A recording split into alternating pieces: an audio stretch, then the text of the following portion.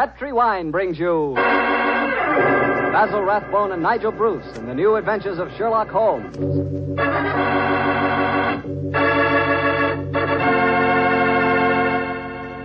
The Petri family, the family that took time to bring you good wine, invites you to listen to Dr. Watson tell us another exciting adventure he shared with his old friend, that master detective, Sherlock Holmes. And I want to ask you something. You know, every now and then I've told you about the good old American custom of serving a glass of sherry before dinner, particularly Petri California sherry. And I wonder if you've tried that Petri sherry. Really, a glass of Petri sherry is the best beginning a good meal ever had. Petri sherry is clear, fragrant, and truly delicious.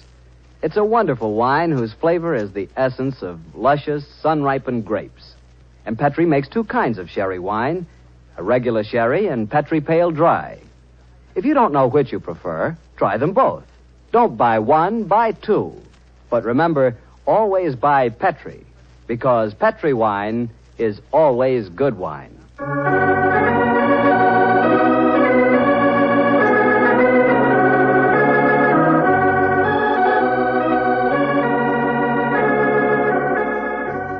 Well, I'm sure Dr. Watson's ready for us. Let's go in and join him, shall we? Come in. Good evening, Mr. Basil. Evening, Doctor. Quiet, Willie. Quiet, Monty. Lie down. The dogs seem very pleased with themselves tonight. Did they have a good day? Yes, the three of us did, my boy. Go on. Run off out in the patio. I took a 7-iron and some old golf balls on the beach this afternoon. I improved my game, I think, and the dogs had a great time chasing the golf balls. On the way home, the little rascals had a furious battle with an elderly pelican, so their day was complete. I'll have to join you on one of your afternoon strolls, Doctor. You and the dog seem to have so much fun. Oh, I'll be glad of your company, Mr. Bartell. Well, draw up your usual chair, and I'll get on with tonight's Sherlock Holmes adventure. From the hint you gave us last week, I guess a Frenchman played a prominent part in the story? Yes, indeed he did, Mr. Bartell. His name was Francois Lavillard, and he was a detective of some note in his own country. The time my story begins, it was in 1889, to be exact. Lavillard had come over to London to discuss with Holmes the difficulties of translating some of his monographs into the French language. At this particular time, I was in the early days of my marriage, Mr. Bartell, and this fact, combined with a busy practice, meant that I saw very little of my old friend. He must have missed you, Doctor. Oh, he did. Well, of course, he'd never admit the fact, but to get on with my story. One cloudless June afternoon, I found myself in the neighborhood of Baker Street, and I couldn't resist paying a visit to Holmes. Mrs. Hudson was out, but having retained my old latchkey, I let myself in and mounted the familiar stairs. It gave me a strange feeling as I raised my hand to knock on what once had been my own living room door. Come in. Oh, hello, Holmes. Monsieur Holmes. Oh, I beg your pardon. I didn't know you were... Watson, my dear fellow. How very nice to see you again. It's great to see you, Holmes. I'm sorry I interrupted you. No. I didn't know that you had company. Not at all, my dear fellow. We're delighted, aren't we, Lavillard? Watson, oui. this is Monsieur Lavillard. Well, how do you do, sir? How do you do? Enchanté, monsieur.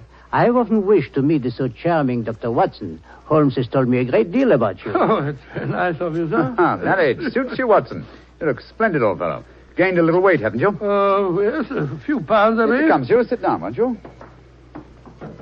You sure that I'm not interrupting you in some important discussion? Oh, no. Oh, no, mon cher docteur. We were having a good-natured argument on the relative abilities of the French criminal compared to the English. Oh, interesting. You must lend me your Interesting support, idea. Watson. Monsieur Lavillard is convinced that the English criminal is a very dull dog indeed. Well, we've met some far from dull ones in our time. I assure you, Monsieur Lavillard. The exceptions rather than the rule, I fear, mon cher docteur. You're stubborn, aren't you, Lavillard? Believe me, my dear friend, that I will yield to no one in my admiration of your knowledge and skill. That is why I wish I could persuade you to practice in Paris. There you would find opponents really worthy of your steel. What can happen to interest you in this land of grey fogs, boiled potatoes, and pots of tea? Gracious me for my soul, sir, you're not very flattering. Oh, don't be so insular, Watson. Oh, I meant no offense, my friend. Well, you say that the English criminal is dull. Well, perhaps if you were to read a published story of mine called A Study in Scarlet, you'd think differently. It tells of a very exciting adventure that Holmes and I had. I have read it, my friend. Oh, you have? An extremely gripping story, but surely you will admit that the crime was essentially of American origin. He's right, Watson. He's perfectly right, dear me. What can I do to vindicate the dishonor of the London criminal? Let me see. Oh, yes, of course. A copy of today's Times. That's fine. I shall introduce you to a section known as the Agony Column. Where is it now? Oh, yes, here we are. This should convince you of the color and variety of English life. The Agony Column? Mm-hmm. It sounds most painful. What is it, pray? A personal column is liable to contain anything from a lover's frantic appeal to his lady love to a ransom note. In my profession, I've frequently found it an invaluable medium for contacting the underworld. Yes, now, here we are. Here's something. Dear me. Oh, dear, no. Today's column seems rather uninspired, I'm afraid. May I examine it? Of course, here you are. Merci. If the lady who helped my little boy across the road at the corner of Threadwell Street and High Auburn last Wednesday at 4 will get in touch with Box 845, she will learn of something to her advantage. We can be more colorful than that in Paris, my friend. Yes, I think we can do better than that, too. Yeah, look at this, will you? The printer must have been half asleep when he set up the type for this advertisement. Will any gentleman interested in discussing cryptography and cipher writing please communicate with Box XQL 696, the time? Oh, I fail to find this message any more stirring than the preceding one. You notice the execrable printing, don't you? Indeed I do. It is all mixed up. The first word, will, starts with a capital W and a capital I. The second word, any, starts with a small a, and then has a capital N and Y. It is a shocking example of typography. And when it occurs in a paper noted for its excellence in typesetting, one realizes that this is no mistake. What do you mean, huh? This is undoubtedly a code message. Come now, my friend. I defy even you to make a mystery out of a printer's negligence. I accept your challenge, my dear Lavillard. If you recall, the Baconian bilateral cipher depends upon the use of two sizes of type. If we group the letters in units of 5, the arrangements of small and capital letters within the group should give us the message. Now, let's see. 2 capitals followed by 3 small gives us the letter H. Then 2 capitals, 1 small, 2 more. That gives us E. H. I still think you are trying to make an adventure out of a mere printing accident. No mere printing accident could so readily fall into one of the great traditional ciphers. Now, let's see. This message reads H-E-L, help, Q, too small, Q-U-I, quilter, help, quilter, L, too small and large, elms, help, quilter, elms, there it is, yes, penge, help, quilter, elms, penge. Help, quilter, elms, penge. Well, what does that mean? Presumably that a man named Quilter, who lives at a house called the Elms, in the village of Penge, needs help. I see it now. A helpless victim held prisoner. He smuggles out this message as a harmless personnel, with strict instructions that it be printed on this art form. He knows that the amateurs of cryptography, to whom it is addressed, will decipher this call for help. Et voilà. Monsieur Villa, you seem ready to grant that adventure can exist in London, after all. The advantage, my dear Watson, of a more mercurial temperament than we Englishmen possess. Well, Villa, what about it? Shall we set off for Penge and rescue the ingenious Mr. Quilter from whatever dire fate awaits him in the elms? I'm all impatience. Splendid. Watson, I suppose you're too busy to join us. Too busy? Well, in your practice, I'm sure that you have patience to attend to. Yes, of course. Yes. As a matter of fact, I have 2 further visits to make today. One to a peppery old miser who has gout, and the other to a wealthy society woman who has acute attack of hypochondria, as they call it. But to blazes with them, to hell with both of them. I'm coming with you, Holmes, if you want me. Bravo, Watson. Then grab your hat and coat. The game's afoot.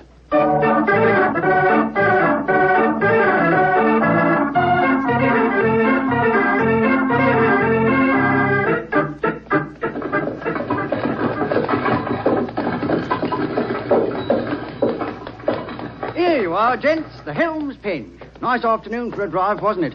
Afraid it'll cost you 15 bob, though. There's a sovereign for you. You can keep the change. Oh, me, thank you, Governor.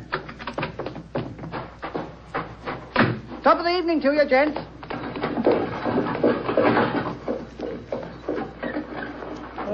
So this is the Elms, eh? Quite a bit of land for such a modest neighborhood. To call it the Elms seems remarkably inapropos. I cannot see an elm tree in sight. So you see, Leviat, the English have more imagination than you give them credit for. Are you just going to walk up to the front door and knock, Holmes? Why not? The direct approach is often the most satisfactory. Oh, you disappoint me. I had hoped that perhaps you would adopt one of the disguises in which you are so adept, I am told. Well, since it's unlikely that these people know me by sight, that's hardly necessary, is it? However, I trust that this little problem may reward you with some colorful highlights before we're through. Oh. Great Scott. Revolver shots. They came from the house. We are too late. Monsieur Quilter has been murdered. No, I think not. You will observe that the next-door neighbor to the Elms was mowing his front lawn as we drove up. He is still engaged in the same occupation. Obviously, revolver shots attract little attention in this vicinity. Mon Dieu, you mean that violence and sudden death are so common that they do not attract even the passing interest? No, Villa. Even the British are not as phlegmatic as that. Then what is the answer to those shots, That Holmes? some member of this household is addicted to pistol practice. The fact that a shooting target is nailed to the back of that fence over there would further support the theory. Well, that's rather ominous, in my opinion. Well, here we are at the front door. Let's keep our wits about us anyway. Are you carrying a revolver, Dr. Watson? No, and a stethoscope, I'm afraid. I was prepared for sickness when I left the house today, and not for crime. I, too, am unarmed. How about you, Monsieur Holmes? Only a magnifying glass, I'm afraid. Hardly a very lethal weapon. Yes? My friends and I were calling on Mr. Quilter. Oh?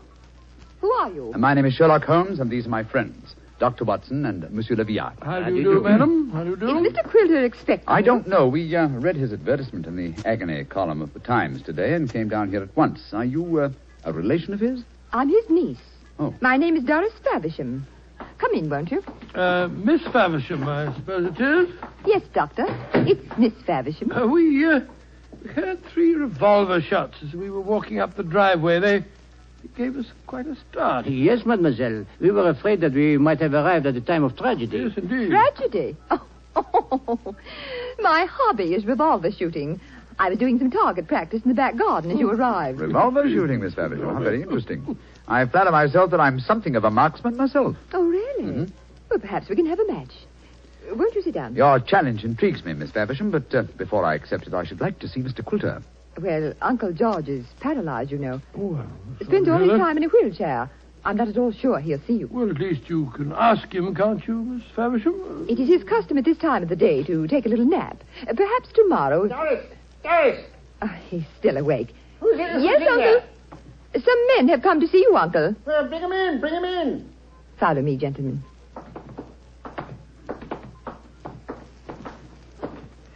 Uncle, this is Mr. Sherlock Holmes, Dr. Watson, and Monsieur Leviat. and Monsieur Leviat. How do you How do, do you sir? do, sir? How do you do? Sherlock Holmes, eh? It took you long enough to decipher my message and get here, didn't it? Your brother's a much faster worker, isn't he? Oh, what makes you say that, Mr. Quilter? Received this telegram from him at 11 o'clock this morning. Read it for yourself. Oh, well, what's it say, Holmes? Suggest you consult my brother Sherlock, and it's signed Mycroft Holmes. Yes, Mr. Quilter, my brother is a much faster worker. Or shall we say that he suffers from the unfortunate habit of early rising. He undoubtedly read the Agony Column 3 hours before I did today. Don't know about that, but I've been expecting you all day. I imagine you know why I inserted that advertisement. Well, I had the impression that you were under some form of restraint, that you were in need of a rescue party, as it were. Rubbish. My advertisement was a piece of subtle bait. The only person that could decipher the message would obviously be someone who knew the Baconian Cipher. Very logical deduction, Mr. Quilter. You see, I'm convinced, as any sensible man should be, that the so-called Shakespearean plays were written by Sir Francis Bacon. Oh, I see. But I felt that it needed a clever man to prove the fact. Mm-hmm. I was sure that anyone who was able to decipher my message was the man I needed. And what will it take, Mr. Holmes, to do the job? I'm a rich man. Name your fee. You mean to say that you inveigled Mr. Holmes down here just to do some research on the origin of Shakespeare's work? Oh, you needn't look so shocked, Dr. Watson. My uncle has offered to pay him a handsome fee. Well, what do you say, Mr. Sherlock Holmes? It's an interesting subject for research. I'll concede that Ignatius Donnelly and others have proved almost beyond doubt that William Shakespeare of Stratford-on-Avon did not write the plays, but I greatly doubt that Lord Bacon did. I may devote my leisure and later years to some investigation on the subject, but in the meanwhile, Mr. Quilter, I'm afraid I'm much too busy to undertake such an assignment. Please yourself. Show the gentleman out, Doris. Goodbye, sir. Good day, sir. Too bed. You had this long drive down here for nothing, Yes, gentlemen. I'm afraid I quite agree. It would seem to me that your uncle has a distinct talent for practical joking, mademoiselle. Uncle? Oh, Uncle never made a joke in his life. Mr. Holmes, now that you're here, perhaps you'd like to indulge in a little shooting match. Thank you, Miss Faversham, but as I told your uncle, I'm a busy man. Good evening to you. Goodbye, gentlemen. Goodbye. Holmes, old fellow, you're losing your touch. You'd never made a blunder like this if I'd still been with you. It is comforting for an aspiring detective like myself to know that the great Sherlock Holmes is fallible. Yes, indeed. Then am I to assume that I must continue the case alone? What do you mean continue the case? There isn't one. Quilter's in no danger. He's in desperate danger. What? I'm only afraid I may be too late to save him. But we have just spoken to the man. Oh, no.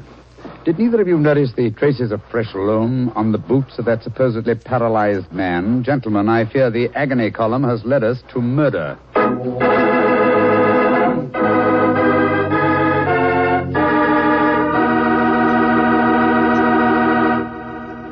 You'll hear the rest of Dr. Watson's story in just a second.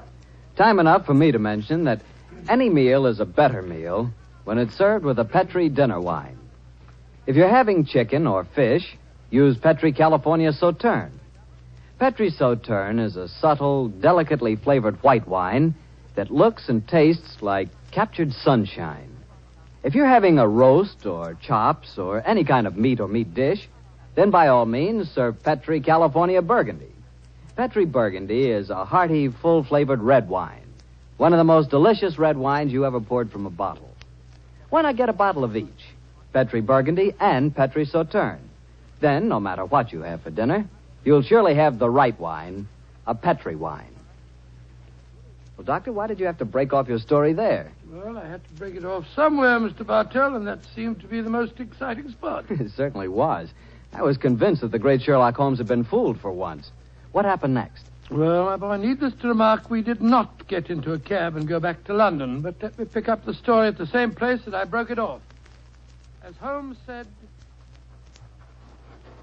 Gentlemen, I fear the Agony Column has led us to murder. Murder? There was fresh earth on the soles of his boots, you say? Distinct traces, proving that the man in the wheelchair was not paralyzed. And that man, whoever he is, was impersonating Quilter to put us off the track. And the real Quilter may have been killed, eh? I'm afraid so. Let's stop here for a moment, shall we, while we make our plans. This hedge will hide us from the house in case they're watching from the windows. Now, this isn't a hard picture to reconstruct. There undoubtedly is, or was, a paralyzed Baconian scholar named Quilter.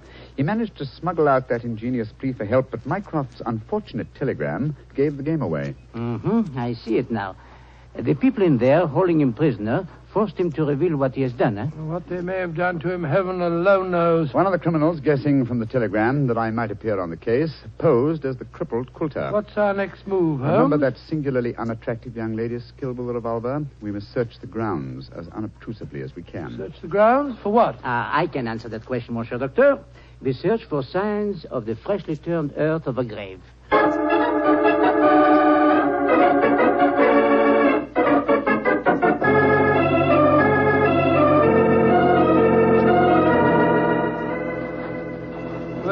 We didn't find any traces of the poor devil's corpse, thank heaven. No.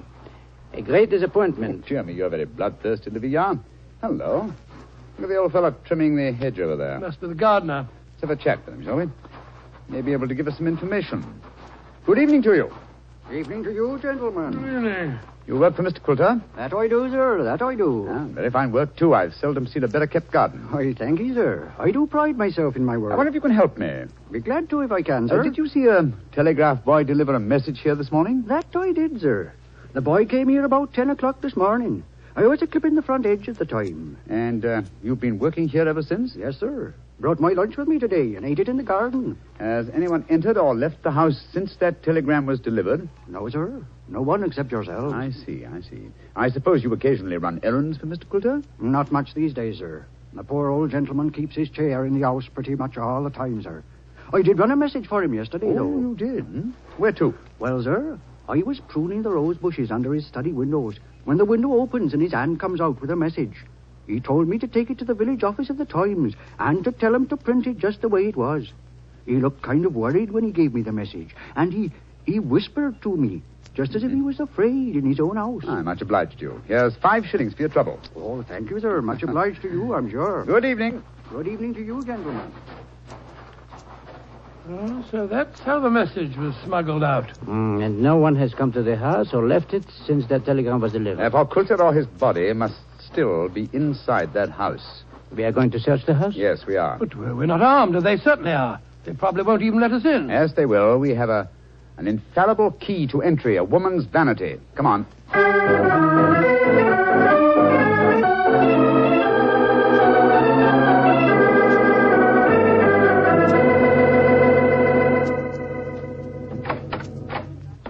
Oh, so you came back. I thought you wouldn't be able to resist my challenge to a pistol match, Mr. Holmes. Exactly, Miss Faversham. We had difficulty in finding a cab and decided to take a train back to London.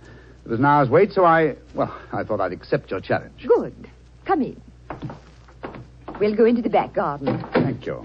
Don't talk loudly. I think Uncle's asleep in the next room. Don't bring anybody in here, Doris. I want to see. All right, Uncle. This way, gentlemen. If your uncle wants to sleep, seems a funny sort of alibi. Oh, well, he's used to that, Doctor.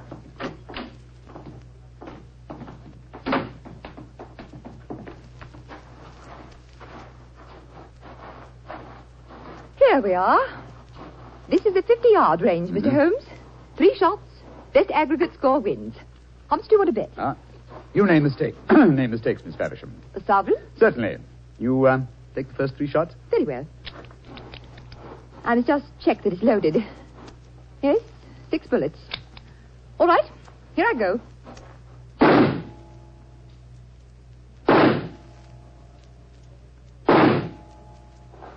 Bravo, Miss Faversham. Splendid. Bullseye and 2 winners. I can do better. Your turn, Mr. Holmes. Doris, who are these men? Friends of mine. I'll introduce you in a minute, Geoffrey. We're in the middle of a match at the moment. Your turn, Mr. Holmes. The revolver, please. Here you are. Thank you. You're sure you know how to handle a revolver? Oh, quite sure, thanks. Then why are you pointing it at me? Because I want you to raise your hands above your head. You too, whatever your name is. Doris, who are these men? Put up your hands. I shan't hesitate to shoot, I assure you. Come on. That's it. What in heaven's name do you think you're up to? Finding out what became of the real Mr. Quilter. Search the man, Watson. Right you are, Holmes. VR, go into the house, will you, and search it. Yes, but of course. Hello, this man had a revolver on his hip. Keep him covered with it. Here, stand still, you. Now, sir, who are you? From your resemblance to the man in the wheelchair that we saw earlier, I should say that you're a member of the same family. We're both relatives of Mr. Quilter. That's right. My name's Davies. I'm from the Australian branch of the family. Relatives, yes. And doubtless you stood to inherit his estate in the event of Quilter's death. You moved in on this defenseless old man, terrorized him, lived off him, and finally found it necessary to destroy him. You're talking absolute rubbish. He's telling the truth, and you know it. I can tell by your expressions. Move back into the house, both of you. Come on. And keep your hands raised. All right, that's it. Come on. Lead the way into the study. The man posing as Mr. Quilter is still there. We heard him call out as we came in. Yes, we might as well confront the 3 of them together. Yes, he's still seated in the chair. He seems to be asleep. Leah! Did you find anything? Not a trace of the missing men, Monsieur Holmes. Davis, what did you do with Mr. Quilter? I didn't do anything with him. Of course not. He's sitting there in that chair. It's no good lying to us. We know that man's an imposter. This is a fantastic situation. Nobody has left this house since the telegram arrived, and nobody has come to it, yet Mr. Quilter has vanished. Good Lord, how can he sleep through all this talk? You'd think he'd been drugged. Sophia! We're idiots. You are unquestionably the most promising detective in France, and some people have been kind enough to grant me a similar status in England, and yet my old friend Watson has just solved the case. Oh, well, it was nothing. I was just too happy to... What? Solved it? Well, how? Listen to the breathing of that man in the chair. What? He's been drugged. There sits the real Mr. Quilter, the persecuted victim who sent a cipher message for help. The man we spoke to earlier. Was you, Mr. Davies, impersonating Quilter. After you'd received us, you took off your disguise, adopted an Australian accent, and then hid your drug victim by placing him in his own wheelchair, knowing that would be the last place we'd look for him. And they would have kept him here until we had gone and then murdered him. What a devilish plot. Well, What have you got to say for yourselves? It was Geoffrey's idea, not mine. I didn't have anything to do with it. That's a dirty lie. You were in this as much as I am. Oh, this is splendid, simply splendid. Please continue the argument. It'll make interesting evidence in court. You can't take us into court. Of course you can't. What's the charge? Quilter's still alive, isn't he? When Mr. Quilter revives under Dr. Watson's ministrations, you will be charged, I have no doubt, with attempted murder, abduction, sequestration, duress, and probably several other counts. Monsieur Villard, if you will find us a cab, we'll take these miscreants to Scotland Yard. Our work is done.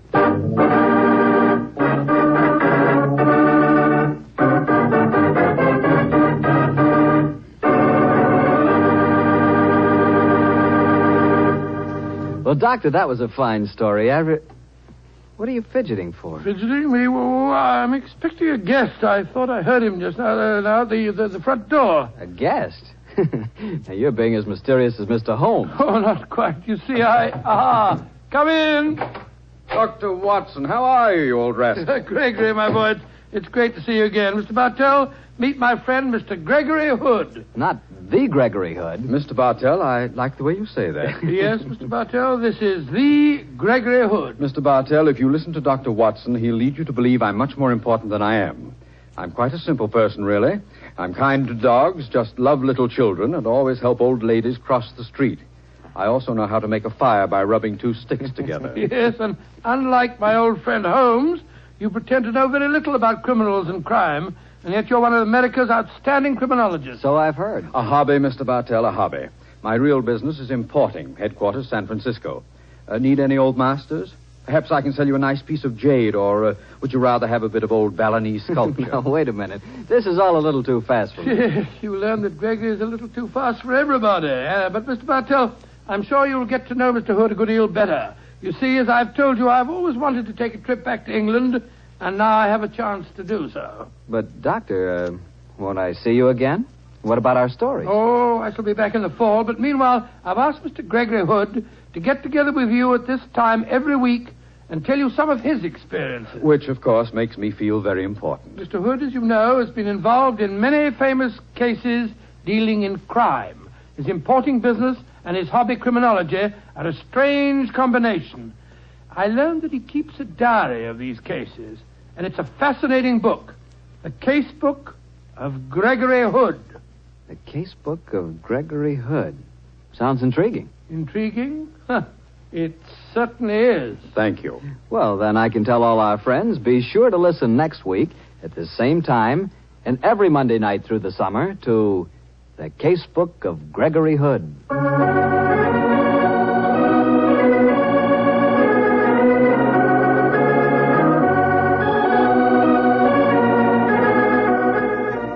Tonight's Sherlock Holmes adventure was written by Dennis Green and Anthony Boucher and was suggested by an incident in Sir Arthur Conan Doyle's story, The Sign of Four. Music is by Dean Fossler.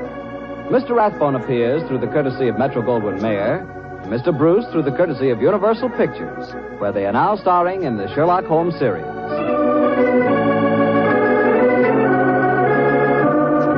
The Petri Wine Company of San Francisco, California, invite you to tune in again next week, same time, same station. Sherlock Holmes comes to you from our Hollywood studios.